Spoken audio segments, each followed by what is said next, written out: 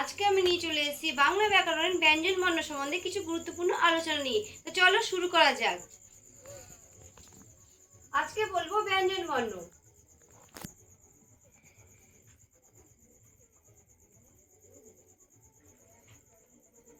প্রথমেই বলি ব্যঞ্জন বর্ণ কাকে বলে। ব্যঞ্জন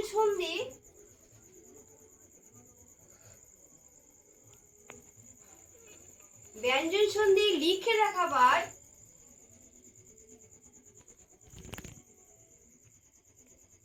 চিহ্নকে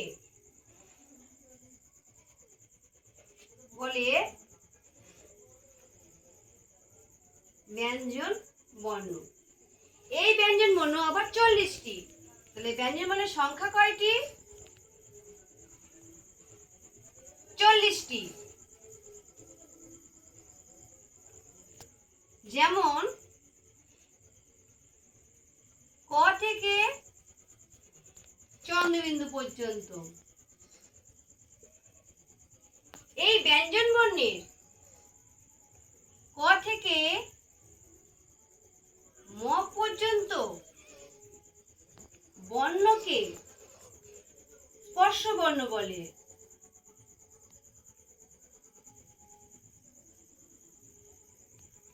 স্পর্শ বর্ণ বলতে গেলে বোঝা যাবে স্পর্শ বর্ণের সংখ্যা কয়টি? 25টি। তাহলে প্রথমে আমি বললাম ব্যঞ্জন বর্ণ কয়টি? 40টি। তার মধ্যে ক থেকে ম পর্যন্ত 25টি বর্ণকে বলা হয় স্পর্শ বর্ণ। এগুলোকে আবার নানা রকম বর্গে পরিণত করা হয়েছে। যেমন ক বর্গ, ট বর্গ, ত বর্গ,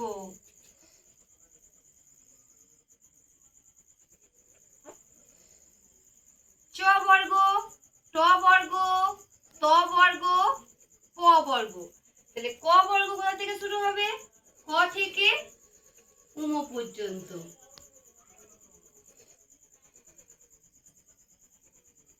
চ বর্গ শুরু হবে চ থেকে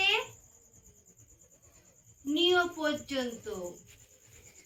ট বর্গ শুরু হবে ট থেকে মধ্যাহ্ন পর্যন্ত। ত বর্গ শুরু হবে ত থেকে দন্ত্যান্ন পর্যন্ত। আর প বর্গ শুরু হবে প থেকে ম পর্যন্ত।